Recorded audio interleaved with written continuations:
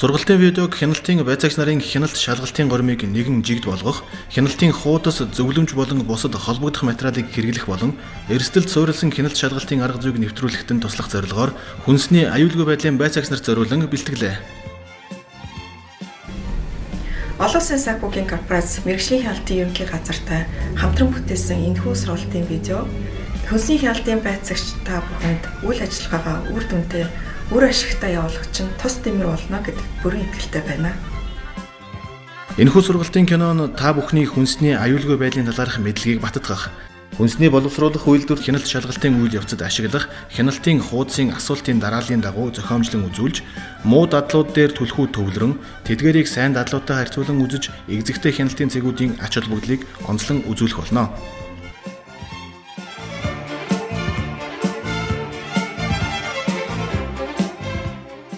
Жил болгон хэдэн сая хүн хүнсний хордлого үүсгэгч бактери эсвэл тэдгээрийн токсиныг агуулсан хүнс эзнээс болон өвчилж олон хүн амь насаа алддаг. Нэн ялангуяа нирай хүүхэд, бага насны хүүхэд, жирэмсэн эмэгтэйчүүд болон өндөр настай хүмүүс хүнсний гаралтай өвчнөд илүү өртөмтгий. Түүхийн үхрийн мах, шумууны мах, дутуу угаасан жимс жимсэг нь төмөс хүнсний ногоо болон хүнстэй буруу харьцах зэрэг нь хүнсний гаралтай хордлого, халдвар, өвчлөх эрсдлийг нэмэгдүүлдэг. Аливаа хүнсний үйлдвэрт хүнсний аюулгүй байдлын хяналт шалгалтыг явуулах нь хүнсний аюулгүй байдлын хяналтын нэг чухал хэсэг юм. Хяналтын байцаагч юун төрөнд хяналт шалгалтын бэлтгэл ажил болгон ажлын байранда тухайн компани талаарх мэдээллийг цуглуулж, хяналт шалгалтын төрлийг тогтоон урдны хяналт шалгалтын түүхийг нэгтлэн үзэж, эрсдлийн үнэлгээний шалгуур үзүүлэлтийн дагуу урд нь гаргаж байсан зөрчлүүдийг судална. Энэ бүх бэлтгэл хангагдсны дараа хяналтын байцаагч хяналт шалгалт явуулах газартаа ирнэ. Хяналтын байцаагч хяналт шалгалтынхаа явцад үзүүлж буй хувийн зан төлөв, бие авч явах байдал нь тухайн үйлдвэрийн менежмент болон ажилчдад үлгэр жишээ болдог. Ийм ч учраас хяналтын байцаагч төрүүчийн хяналт шалгалтын бичиг баримтыг авчрах, хяналт шалгалтаа явуулахын өмнө удирдамжаа танилцуулах, өөрийн үнэмлэхийг үзүүлэх, эрүүл ах уй, аюулгүй байдлын хамгаалтын хувцас хэрэгсэл буюу халаад, уловч, эсвэл зориултын гутал малгай зэргийг зүй зохистойгоор өмсөх, гараа угаах нь маш чухал юм. Тухайн үйлдвэрийн гаднах орчныг шалгаж, үйлдвэрлэлийн процессын аюулгүй байдалд нөлөөлж болзошгүй бохирдлын их сурвалж байгаа эсхийг нэгтлэн үзэхээс хяналт шалгалт маань эхэлнэ. Хяналтын байцаагч үйлдвэрийн хашаан доторх талбай хэр цэвэр цэмцгэр байгааг шалган ажилчдад холбогдох зөвлөмжийг өгнө. Үйлдвэрлэлийн байр өмнө нь уулуурхайн аж үйлдвэр, химийн аж үйлдвэр болон химийн бодисын агуулах, мал аж ахуй эрхэлж байсан газар, өвчнөөр үхсэн малыг булдаг байсан, харах, мэрэгч амтан ихээр үржиж тархаж байсан газарт байрласан байж болохгүй бөгөөд харин үер усанд автагдахааргүй, хог хаягдлыг нь үр дүнтэйгээр зайлуулах боломжтой газарт байрласан байх шаардлагатай. Барилга байгууламжийн гаднах зам нь хатуу хучилттай, орчин тойрнонд цэвэрхэн, хог хаягдлаа ил задгай хаяагүй, хуучирсан тоног төхөөрөмжүүдийг хортон шавж үүрлэх нөхцөлийг бүрдүүлэн ил задгай хараа хяналтгүй орхиогүй, гадна хашаан эвдрээгүй, тэжээвэр болон зэрлэг амьтад үйлдвэрийн ойр тойронд хашаан дотор байхгүй байна. Үйлдвэрлэлийн байр дотор хийх хяналт шалгалт нь үйлдвэрлэлийн цэвэр бүсээс эхлэн бохир бүс рүү чиглэн явагдах бөгөөд хяналтын байцаагч эхлээд эцсийн бүтээгдэхүүн хадгалах агуулгыг шалгана. Эцсийн бүтээгдэхүүнүүд болон тэдгээрийн багцлан хийсэн хайрцаг савнуудыг хууль тогтоомжид заасны дагуу хаягалсан байна.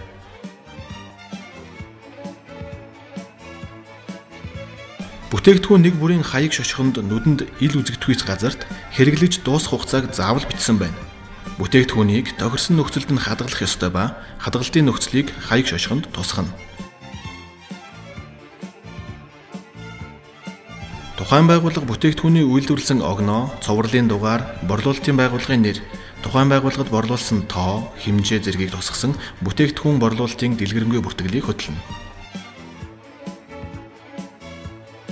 Бүх орц найрлага савлгааны материал үйлдвэрээсээ ирсэн хаяг шошготой байна. Мөн эцсийн бүтээгдэхүүний үйлдвэрлэлийн багцлсан савлгаа нь хаяг шошготой байна. Түүхийн эд орц найрлага, савлгааны материал болон эцсийн бүтээгдэхүүний хадгалалтад эхэнд орсон нь эхэлж гарах зарчмыг дагаж мөрдөнө. Эцсийн бүтээгдэхүүнийг зориултын агуулгад хадгалах бөгөөд эдгээрийг тогтмол цэвэрлэж, зохих температурын гормыг барих ёстой ба температурын бүртгэлийг заавал хөтлөнө.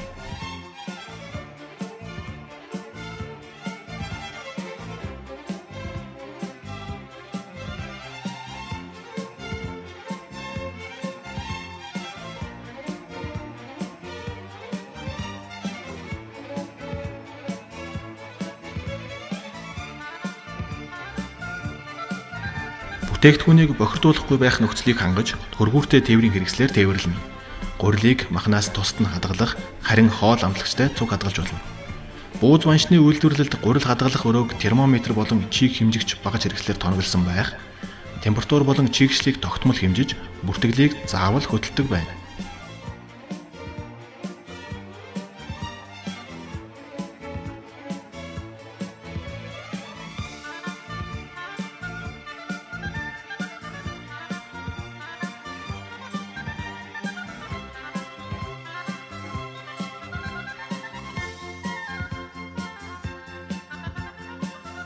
Зах зээлээс буцаан татсан бүтээгдэхүүнүүд нь бохирдлын их үүсвэр болдог тул заавал бүтээгдэхүүнээс тусад нь хадгалах ёстой. Буцаан татсан бүтээгдэхүүнийг лабораторийн шинжилгээний үр дүнгээр хэрэглэхэд аюулгүй гэдэг нь тогтоогдохоос нааш шинэ бүтээгдэхүүний үйлдвэрлэлд хэрэглэж болохгүй. Буцаан татсан бүтээгдэхүүний лабораторийн шинжилгээний үр дүнг журналд тэмдэглэнэ. Хэрвээ буцаан татсан бүтээгдэхүүнийг устгах шаардлагатай бол хэрхэн устгалыг гүйцэтгэх талаар бичсэн зааварчилгаатай байна.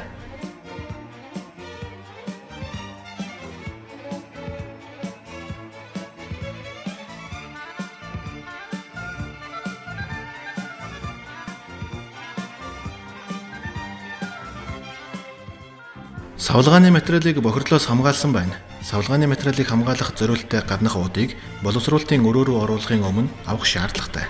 Учир нь гаднах баглаа бодол нь ихэвчлэн бохир байдаг тул бохирдох их үүсвэрийг бий болгодог.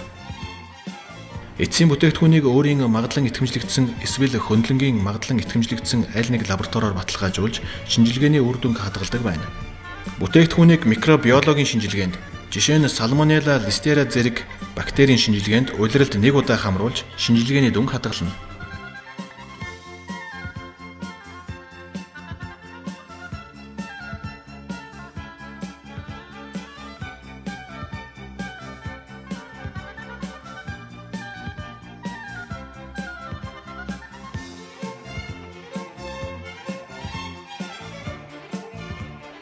Үйлдвэрлэлийн үйл ажиллагааг эрүүл ахуйн нөхцөл шаардлагын дагуу зохион байгуулна. Тоног төхөөрөмжөнд зэвэрсэн эд анги хэсгүүд байж болохгүй.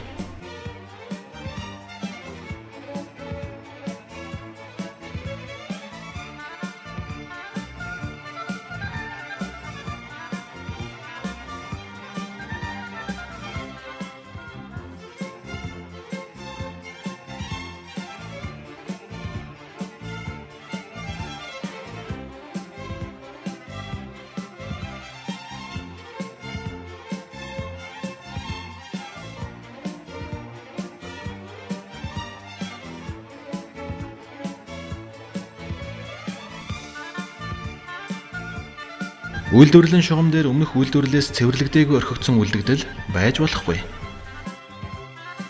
Нөөшилсөн махан бүтээгдэхүүн буюу лаазалсан төрөл бүрийн маханд ариутгал хийх температур нь 121 градус байх бөгөөд ариутгал хийх хугацаа ариутгагчийн даралтыг тогтмол хянаж бүртгэл хөтлөнө.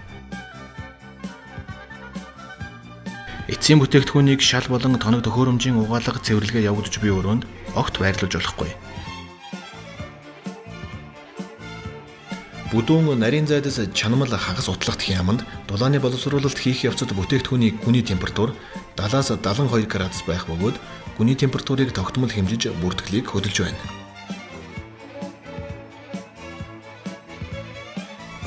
Тухайн байгууллага мал амтан бүрийн хувьд гарал үүслийн гэрчлэгийг хадгалсан байх, үүнийг нь хяналтын байцаагт шалгана.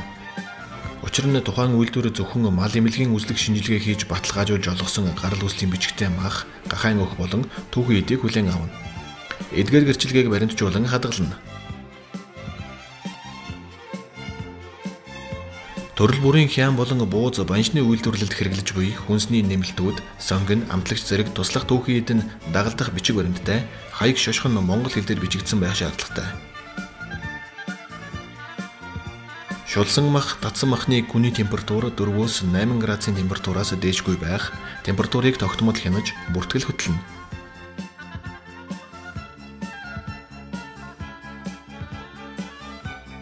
Биет хяналт шалгалтын үеэр нүдэнд харагдах хортон шавж, мэрэгчид, тэдгээрийн аливаа үлдэгдэл, ялгадас болон шувууны сангас байх ёсгүй. Аливаа байгууллага болж өгвөл хортон шавж устгалын компанитай гэрээтэй ажиллаж, хортон шавжийн устгал халдвар гүйтлийг хийлгдэг байх нь зүйтэй. Хортон шавж устгалын зориултын химийн бодисыг хүнс эсвэл тоног төхөөрөмжтэй ойр байлгаж болохгүй юм. Хэрв инсектрон байрлуулсан бол нисдэг шавжийг барихад тохиромжтой хэлбэрээр байрлуулсан байна. Өөрөөр хэлбэл инсектроныг гадна орчин руу онгойдог хаалга эсвэл цонхны яг эсрэг талын хан багнанд байрлуулах ба ингэснээр гаднаас орж ирсэн шавж агаарын урсгалаар шууд эсрэг хананд байрлах инсектронд орох болно. Инсектроныг онгорхой хаалга цонхноос хэдэн метрийн зайтай байрлуулах ёстой ба зай нь хит холдвол үр дүнгүй болно.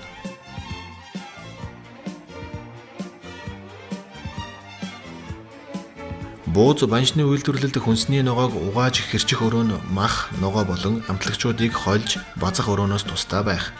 Хүнсний ногоог бэлтгэх ажиллагаа нь мах холих, хэрчих өрөөнд цуг явагдаж болохгүй.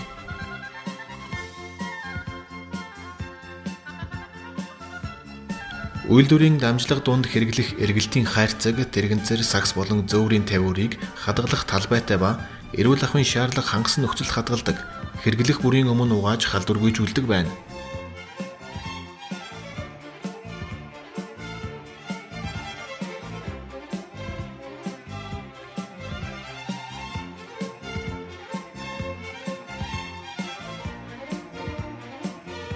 Бохирын трап хоолой шугамын хэсэг цооногийг хуваарийн дагуу цэвэрлэж халдваргүйжүүлнэ. Муусны сувгаар бохир усыг чөлөөтэй зайлуулахын тулд ээлжийн төгсгөлд шүүрэн дагийг тогтмол цэвэрлэнэ.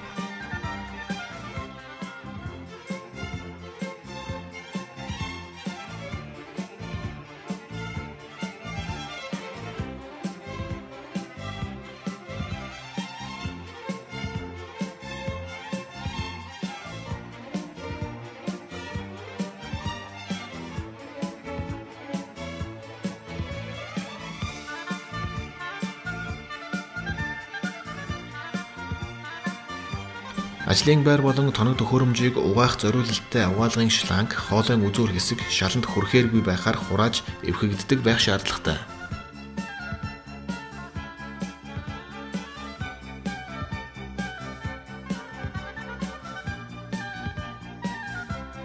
Зөвхөн хүнсний үйлдвэрт хэрэглэх зориулалттай цэвэрлэгээний бодис болон бусад туслах материалыг хэрэглэх ба зориулалтын тусгай шүүгээ эсвэл буланд хаягдсан хайрцагт хийж хадгалах бөгөөд хэрэглэх заавар нь монгол хэл дээр байна.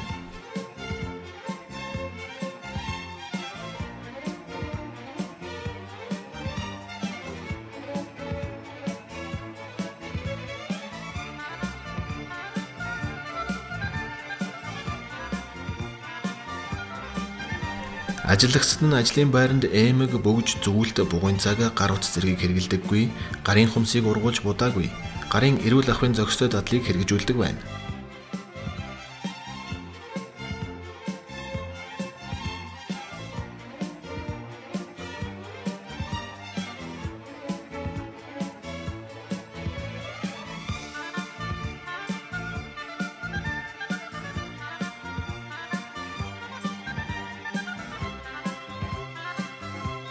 Ариун цэврийн өрөө болон ажлын байранд халуун хүйтэн устай, гар угаах саван ариутгалын бодис, цаасан алчуур эсвэл автомат гар хатаагчаар тоноглогдсон гар угаах цэгүүдийг байрлуулсан байх ёстой.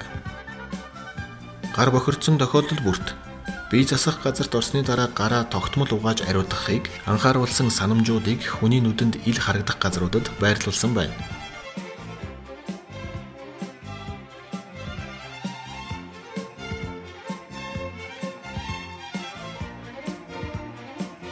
Ажиллагчид нь хөдөлмөр хамгааллын хувцас буюу халаад, цамц, гутал, хормогч, бээли, үсийг бүрэн халахлах үс толгойн өмсгөл зэргээр хангагдсан ажлын байран дээр эдгэрийг бүрэн хэрэглэж хэвшсэн байна.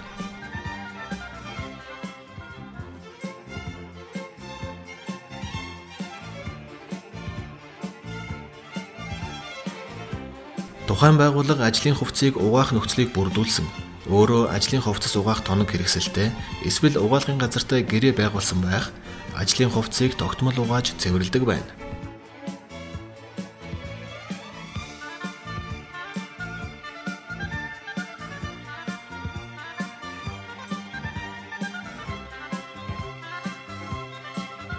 Тоног төхөөрөмж багаж хэрэгслэн хүнсний үйлдвэрийн зориулалтын зэвэрдэггүй материалаар хийгдсэн байна. Тоног төхөөрөмжийг зэвэрдэггүй гангаар хийсэн байвал хамгийн тохиромжтой. Хэрэв өөр материалаар хийсэн тоног төхөөрөмж хэрэглэдэг бол хүнсний үйлдвэрт хэрэглэх зориулттай будгаар тухайн тоног төхөөрөмжийг тогтмол будаж арчлах, будаг нь холцорч унаагүй байх шаардлагатай.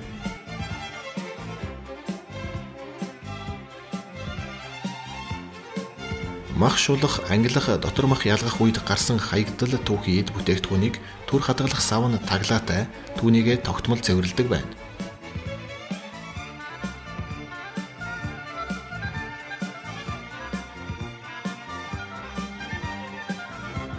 Үйлдвэрлэлд хэрэглэх тоног төхөөрөмжийг цэвэрлэгээ ариутгал хийхэд тохиромжтой байхаар суурилуулж, технологийн дамжлагын дарааллын дагуу байрлуулсан байна.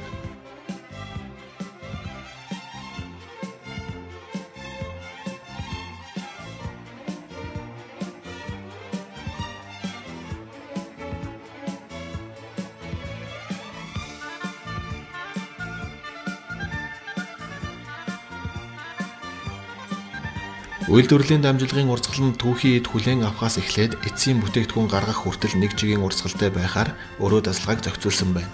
Халуун, хүйтэн бүс болон цэвэр ба бохир бүсийг нарийн заагалсан таних тэмдэг тэмдэглэгээтэй байна.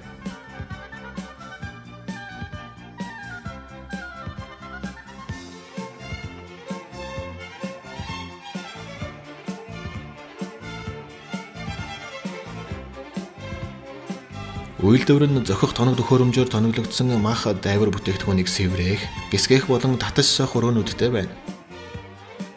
Тус өрөөнүүдэд температур болон чигийг хянах багаж хэрэгсэл байрлуулсан байх, температур чигийг тогтмол хянаж бүртгэл хөдөлдөг байна. Махыг шалан дээр шууд тавьж хадгалж болохгүй. Зөвхөн хуванцарт авцанг тавиур болгон хэрэглэнэ. Мөн түүхийн махыг хөлдөөх хадгалах зорилттой байна. Үйлдвэрлэлд хэрэглэх гулууз махны хэмжээнд тохирсон хангалттай том зорилттой байх шаардлагатай. Дамжин бохирдлоос сэргийлэхийн тулд гулууз махнуудыг хэтэрхий их чигжиж хадгалж болохгүй. Хэрэв гулууз махыг үлгэж хадгалах тохиолдолд мах нь шалнаас дор хаяж 20 см-ээс дээш зайтай байна. Гулууз махны хэмжээнд тохирсон өндөрт дэгээнүүдийг байрлуулах ёстой. Гулууз махыг хан налуулж байрлуулж болохгүй.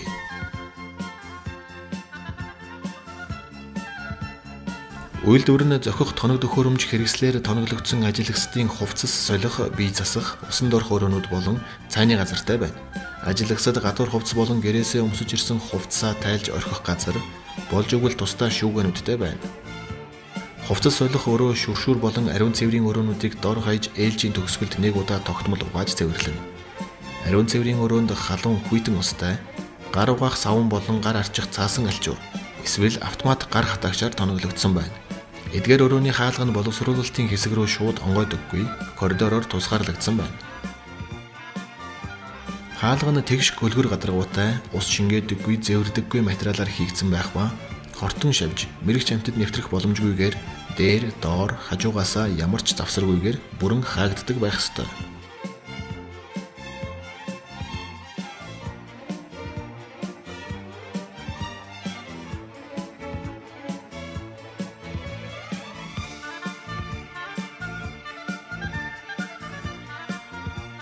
Шат цахилгаан шат, бүтээгдэхүүн буулгах тавцан, дамжуулах хоол зэрэг туслах хэрэгслүүд нь цэвэрлэхэд хялбар, махан бүтээгдэхүүнийг бохирдуулахгүй материалаар хийгдсэн цэвэрхэн байна.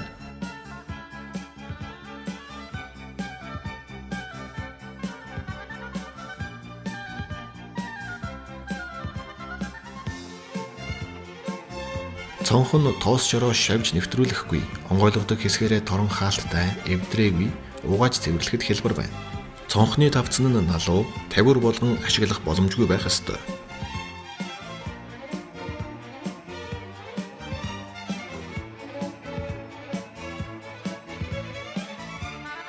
Шал нь усанд тэсвэртэй материалаар хийгдсэн байна. Мөн муу ус зайлуулах сувг руу ус шууд урсгаар налуутай хийгдсэн байна. Боловсруулалтын хэсгийн шал нь коридорын шалнаас өндөр түвшинд байх ба ингэснээр бохир ус коридороос боловсруулалтын өрөө рүү урсан орж ирэхээс сэргийлнэ.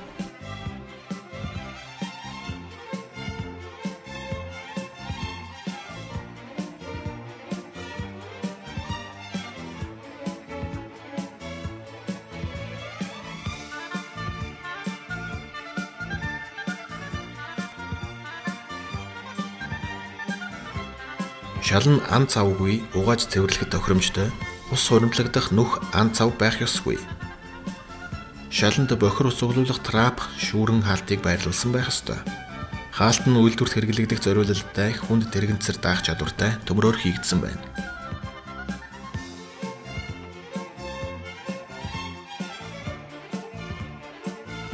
Хан нь ус нэвтрүүлдэггүй, зай завсаргүй, цэвэрлэж халдвар гүйтгэхэд хялбар материалаар хийгдсэн цэвэрхэн байна. Ханыг сайн арчилж тордсон, дор хаяж 2 м хүртэл өндөртэй хэсгээрээ цахилгаанд тэсвэртэй, хөгц мөөгөнцөр үржээгүй, алзны тор, тоос шороо байхгүй, тогтмол угааж цэвэрлдэг байна. Хан шал болон хан таазны хоорондын өнцөг хагас дуурсан цэвэрлэхэд хялбар байна.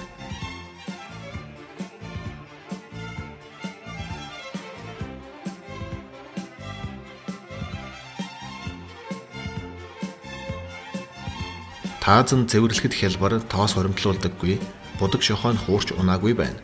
Мөн чийг хуримтлуулдаггүй, хөгц мөөгөнцөр ургаж үржээгүй байх ёстой.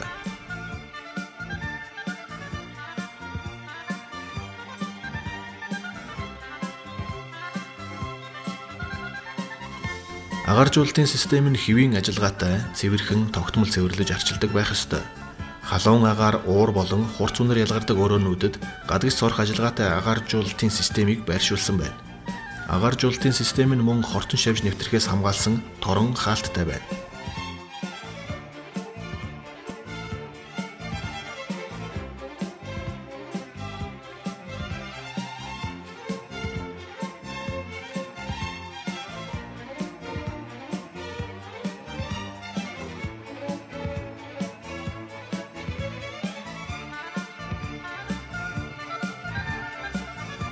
Үйлдвэрийн байр нь хангалттай гэрэлтүүлэгтэй байх ёстой. Байгалийн болон зохиомол гэрэлтүүлэгтэй, эсвэл дан зохиомол гэрэлтүүлэгтэй байж болох ба гэрлийн энерги нь боловсруулалтын хэсгүүдэд 540 люкс, агуулгад 220 люкс, коридорт 110 люкс байна. Гэрлийн чийдэнгүүд нь гэрлийн шил хагарч бүтээгдэхүүнд физик бохирдол үүсгэхээс хамгаалагдсан бүрхүүлтэй цэвэрлэхэд хялбар бөгөөд цэвэрхэн байна.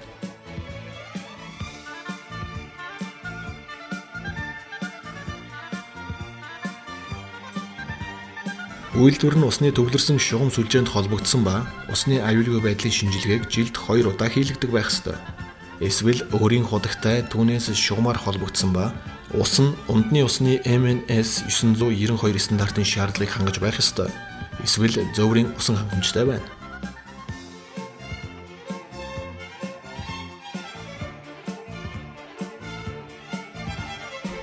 Үйлдвэр нь технологийн хэрэгцээд халуун устай, тоног төхөөрөмж болон ажлын байрыг даралтад хоолоогоор шүршиж угаах боломжтой ба энэ ажиллагаанд зөвхөн умдны усны шаардлага хангасан усыг хэрэглэдэг байна.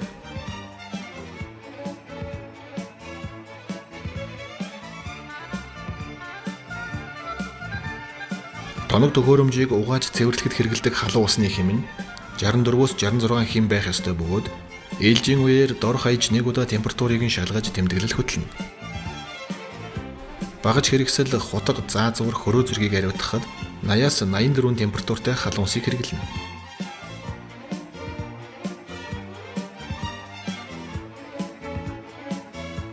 Барилга байгууламж нь бохир усны төвлөрсөн шугамд холбогдсон ба бүх угаалтуур, суултуур бохир усны хоолойд холбогдсон байна. Эсвэл хэсгийн бохир усны шугамд холбогдсон байх ба бохирын цооногийг тогтмол сулалдаг байна. Дүрм журмын дагуу хог хаягдлыг тогтмол зайлуулдаг байна.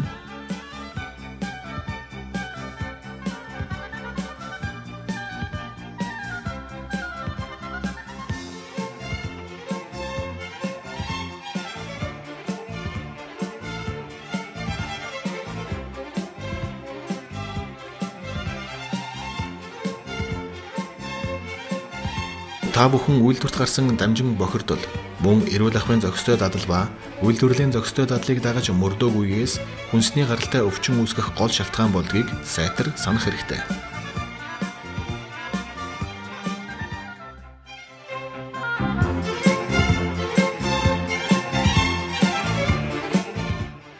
Жил бүр хэдэн сая хүн хүнсний хордлого үүсгэгч бактери тэдгээрийн ялгаруулсан хорт бодисоор бохирдсон хүнс эзнээс болж өвчлөдөг. Эдгээр өвчний зарим нь ресторан, нийтийн хоол үйлдвэрлэл, үйлчилгээний газар, жижиг гуанз, кофе шопт бэлтгэж хэрэглэсэн хүнснээс шалтгаалдаг байна. Хордлого үүсгэгч бактери нь эрсдэл өндөртэй хүнс, тухайлбал малын мах, шивууны мах, загас, өндөг, сүүн бүтээгдэхүүнээр хийсэн хоол хүнсэнд агуулгадж болно. 4 цагийн дотор 100 тонны бактери хэдэн сая боллоо өсч үржих чадвартай байдаг тул эдгээр өндөр эрсдэлтэй хүнсийг тасалгааны хэмд удаан хугацаагаар байлгаж болохгүй. Хэрв үүнийг мөрдөж ажиллаагүй тохиолдолд тэдгээр хүнсийг дулааны боловсруулалтад оруулсан ч бактерийн ялгаруулсан хорт бодисыг устгаж чадахгүй юм. Үүнээс гадна шинэ жимс жимсгэн хүнсний ногооны гадаргууд төрөл бүрийн бактери агуулгадж болно. Мах боловсруулах үйлдвэр болон нийтийн хоол үйлдвэрлэл үйлчилгээний газруудад хяналт шалгалт хийх үйл ажиллагаа нь хоорондоо адилхан байдаг. Бид нийтийн хоол үйлдвэрлэл үйлчилгээний салбарт онцлог байдаг зарим тодорхой асуудлыг авч үзэх болно. Нийтийн хоол үйлдвэрлэл үйлчилгээний салбарт хийх хяналт шалгалтын зохистой арга нь мах сүүн бүтээгдэхүүний үйлдвэрлэлд хяналт шалгалт хийхээс яг эсрэг урсгал чиглэлтэй байдаг. Өөрөөр хэлбэл түүхийн эдийн хадгалалтаас эхэлж шалгалтаа явуулна. Учир нь нийтийн хоол үйлдвэрлэл үйлчилгээний салбарт эхний ээлжинд харьцангуй бага орон зайд олон тооны үйл ажиллагаа явуулж маш олон төрлийн бүтээгдэхүүнийг хагас боловсруулан бэлтгэсний дараа эцсийн бүтээгдэхүүний дахиалга ирэх үед л эцсийн байдлаар боловсруулдаг. Нийтийн хоол үйлдвэрлэл үйлчилгээний газарт байцаагч шалгалтыг эхлэхдээ хамгийн түрүүнд тухайн газар хэдэн төрлийн хичнээн хоол бэлтгэн гаргадаг болохын шалгана. Илүү олон тооны хоол хүнс бэлтгэн гарах тусам тухайн газар эрсдэл өндөртэй болно. Шалгалтыг түүхийн эдийн хадгалалтаас эхлэн явуулна. Түүхийн эд бүтээгдэхүүн хүнсний нэмэлтийг гарал үүсэл дагалдах бичиг баримт, баталгаажилттай байнгын гэрээт нийлүүлэгчээс хүлээн авна. Хөргөгч болон агуулхад хаяг шошиггүй савлгаатай бүтээгдэхүүн байж болохгүй. Худалдаж авсан шинэ жимс жимсгэн төмс хүнсний ногооны хувьд энэ заалт хамаарахгүй байж болно. Хагас боловсруулсан болон эцсийн бүтээгдэхүүнийг бэлтгэсэн өдөр цагийг тодорхой бичсэн хаяг шошготой байна.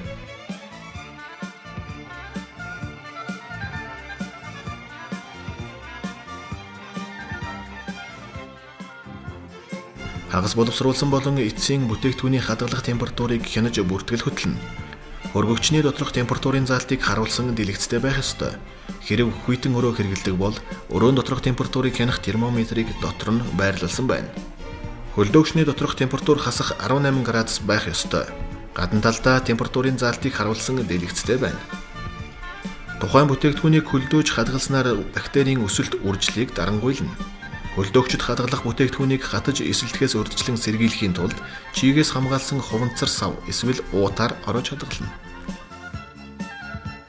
Хөргөж хадгалсан бүтээгдэхүүнийг гаднаас нь барихад хүйтэн, элдэв гэмтэлгүй байх шаардлагатай. Хөлдөөж хадгалсан хүнсийг барихад хөлдөө гиссэн ямар нэг шинж тэмдэггүй байна. Сүү, өндөг, цөцгийн тус зэрэг бүтээгдэхүүнийг үйлдвэрээс ирсэн сав баглаа бодолтой нь эсвэл гадны үнэр шингэхээс сэргийлэхийн тулд гадуур нь гэлгар утаар сайтар боож хадгална. Жимс жимсгэн төмс хүнсний ногоо нь бусад хүнсний бүтээгдэхүүний үнэрийг шингээх магадлалтай байдаг тул угаалгүйгээр хөргөгчний тусгаарласан хэсэгт хадгална.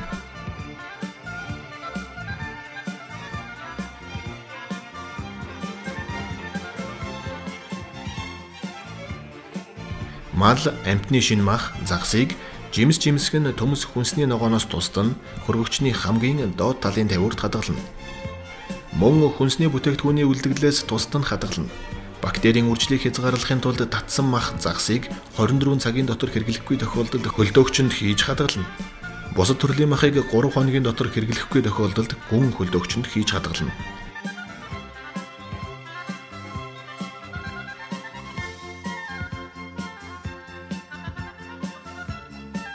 Хяналтын байцаагч хөргөгчний доторх температурын заалтыг шалгаж, нийтийн хоол үйлдвэрлэл үйлчилгээний газрын ажилтнанд хөргөгчний температурын заалт зөв байгаа эсхийг өөр термометрээр үе шалгаж байхыг зааварчилна. Хөргөгчний температур нэмэх 4 градусаас хэтрэхгүй байх шаардлагатай.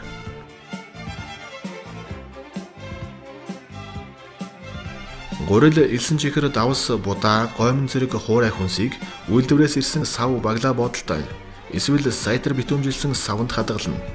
Эдгээр бүтээгдэхүүнийг хадгалах өрөө нь цэвэрхэн, температур нь нэмэх 30 градусаас хэтрэхгүй байна.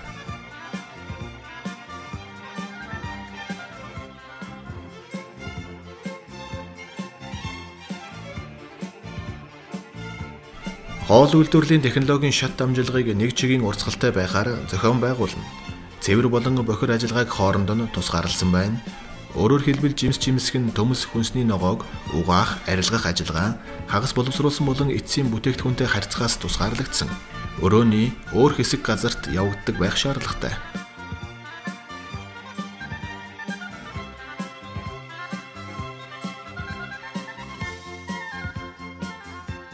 Түүхийд амтлагч бусад бүтээгдэхүүнийг хүлээн авах хэсэг нь эцсийн бүтээгдэхүүн хоол бэлтгэлийн өрөөнөөс гарах хэсгээс тусдаа зайтай байрласан байна.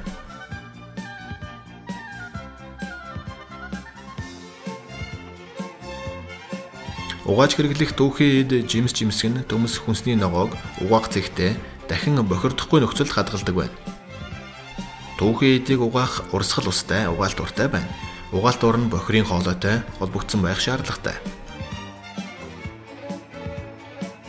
Аяг тавг халбаг сэрээ зэргийг угаах тусдаа цэгтээ дахин бохирдохгүй нөхцөлд хадгалдаг байна. Цэвэр болон бохир хэрэгслийг нэг тавиур дээр хольж эсвэл ойрхон тавьж болохгүй. Болсон болон түүхийн мах төмс хүнсний ногоо загас далайн гаралтай бүтээгдэхүүн тус бүрт өнгөөр ялгаж тэмдэг тавьсан зориултын вандан, тавиур, гамбанз, тогоочийн багаж хэрэгсэл хэрэгэлдэг тогтмол угааж цэвэрлэдэг байна.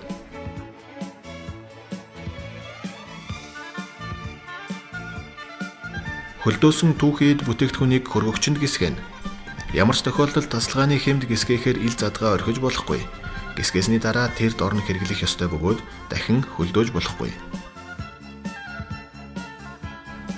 Бэлтгэсэн 1-р хоолыг нэмэх 75 градусаас доошгүй хэмд, 2-р хоолыг нэмэх 65 градусаас доошгүй хэмд хадгалж бүртгэл хөтлөнө. Хэрв болгосон хоолыг тасалгааны хэмд хадгалдаг бол 2 цагийн дотор хэрэглэх ёстой. Хэрв ингэж чадаагүй бол шууд хаях шаардлагатай.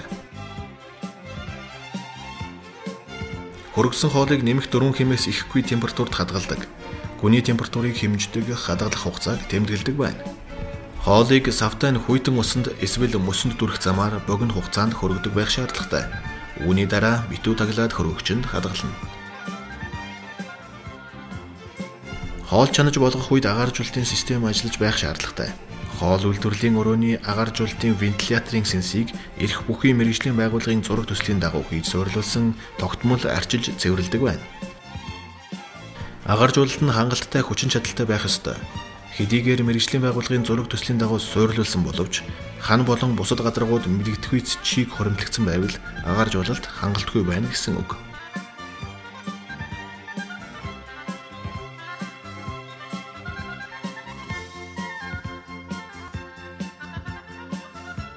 Махан татшны ихэнх жорд тус хоолыг нэмэх 180 градуст цаг 30 минут болгох хэрэгтэй байдаг. Бүрэн болсон эсхийг шалгахын тулд термометрээр махны гүний температур нэмэх 72 хэмд байгаа эсхийг үзэх ба махны дотор талд ягаан шүүрхий хэсэг байж болохгүй. Болгосны дараа махан татшийг порцолж тавглана. Урд нь түүхийн хүнсэнд хэрглэж байсан тавгийг огт ашиглаж болохгүй.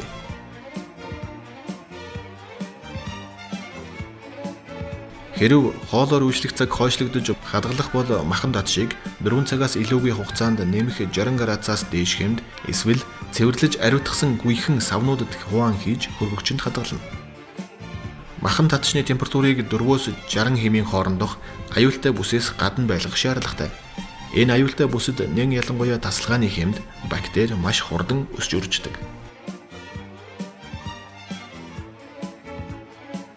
Хоолыг хайрч шарах ажиллагаанд хэрэглэж буй тосны өнг үнэр өөрчлөгдөөгүй шинэлэг байна. Тосыг аль болон ойр ойрхон солидог дадлыг хэвшүүлсэн байх, ажилчид нэг тосыг хэдэн удаа хэрэглэж болох талаар мэдлэгтэй байна.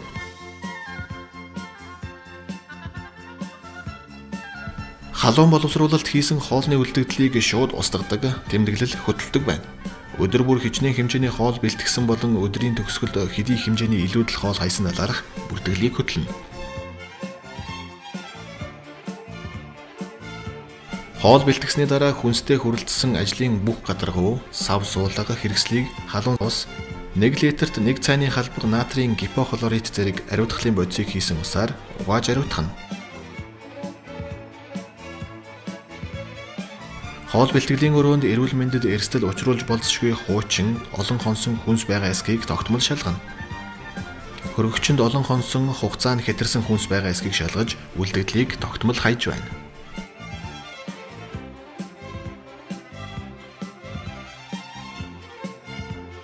Үүнээс гадна хөгц мөөгөнцөрөө бактери үржихээс сэргийлж хөргөгчийг тогтмол суллаж, цэвэрлэж байх шаардлагатай.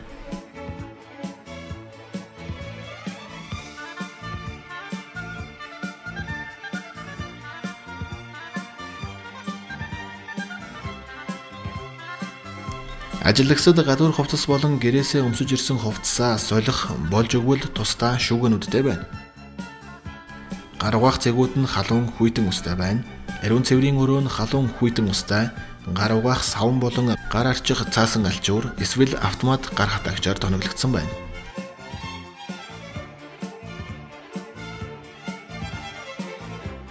Хоол бэлтгэлийн өрөөнд гар угаах цэгтэй, гар угаах савн халдвар гүйтгэлийн бодистой байна. Хоол бэлтгэлийн өрөөнд зөвхөн гар угаах зориулттай угаалтурыг тусад нь гаргасан байна.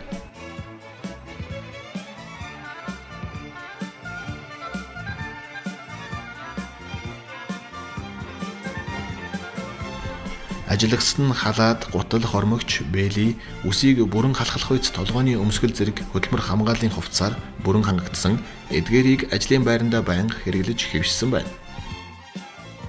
Хог хаягдлыг тогтмол хуваарийн дагуу зайлуулах гэрээг мэргэжлийн байгууллагатай хийсэн. Хог хаягдлын цэг эсвэл хогийн савыг доторх хогийг нь сулалсан болгоныхоо дараа цэвэрлэдэг байна. Хоол бэлтгэлийн өрөө хогийн сав нь тагтай, хөлөөр нээж хаах зориулалттай байна. Хэрэглээгүй үедээ байнга таглаатай байлгана. Хогийн савыг хоол хүнс, цэвэрхэн аяг давг, сав суулгахтай ойрхон байрлуулж болохгүй. Ажлын байрны өдөр тутмын угаалга цэвэрлэгээ ариутгалыг графикийн дагуу тогтмол хийж бүртгэл хөтөлсөн байна. Ажилгсад ажлын өдрийн төгсгөлд хоол бэлтгэлийн өрөө, үйлчлүүлэгчдийн танхим болон ариун цэврийн өрөөг заавал цэвэрлэдэг байх шаардлагатай. Цэвэрлэгээ хийсэн талаар тэмдэглэл хөтлөн баримтжуулж хадгална. Цэвэрлэгээний багаж хэрэгслийг хэрэглэсний дараа цэвэрлэж халдваргүйжүүлдэг байна. Шүүр, шалны алчуур, порлон зэрэг цэвэрлэгээний материалыг тогтмол цэвэрлэж өөрөөр нь хатаана. Халдвар гүйтгэл цэвэрлэгээний бодис уусмлын нэр хэрэглэх зааврыг бүрэн бичиж хаягдсан хүнсний бүтээгдэхүүнээс тусад нь хадгалдаг байна. Уусмлыг хаяггүй шилэн сав, жүүс, ус, ундааны савнд юулж хадгалж огт болохгүй. Зохих хаяг шошготой өөрсдийнх нь зориултын савнд хадгална. Хэрв анхнаас нь савнаас нь гаргаж жижиг савнд султгах шаардлагатай бол тухайн савн дээр бодисын нэр, концентрацийг тодорхой бичсэн хаяг шошгохыг наана. Тоног төхөөрөмжийн бүх хэсэгт жигд хурж цэвэрлэх боломжоор хангагдсан тогтмол цэвэрлэж арчилдаг байна. Тоног төхөөрөмж тавиур тавцангуудыг хананд налуулж байрлуулахгүй. Тоног төхөөрөмжийн завсраар ойролцоох хан шалыг бүрэн гүйцэд угаах боломжтой хангалттай зай талбайтай байхаар байрлуулна. Ажилдаггүй хуучирсан тоног төхөөрөмжийг ажлын байрнаас гаргана. Бүх тоног төхөөрөмжийг тогтмол угааж цэвэрлэнэ. Хоол бэлтгэлийн өрөөний угаалтуур нь аяг тавг хэрэгслийг угаах халуун устай байна. Автомат аяг тавг угаагчтай газарт ч гэсэн угаалтуур нь заавал халуун устай байх шаардлагатай.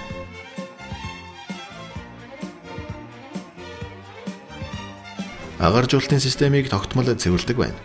Хоол бэлтгэлийн өрөөний тавиур ажлын давцангуудын гадаргуу дээр уур, тос хуримтлагдах хандлагатай байдаг. Иймд бүх металл эсгүүдийг тогтмол угааж цэвэрлэн гэрв шүүлтүүрүүд байдаг бол тэдгээрийг сольж байх шаардлагатай. Агаржуулалтын хоолой нь хортон шавж нэвтрихээс хамгаалсан торон хаалттай байна. Агаржуулалтын хоолой болон вентиляторын нүхний гадна талд шавж, харах зэрэг хортон мэрэгч амьтад нэвтрихээс сэргийлсэн бат бөх тор байрлуулсан байна.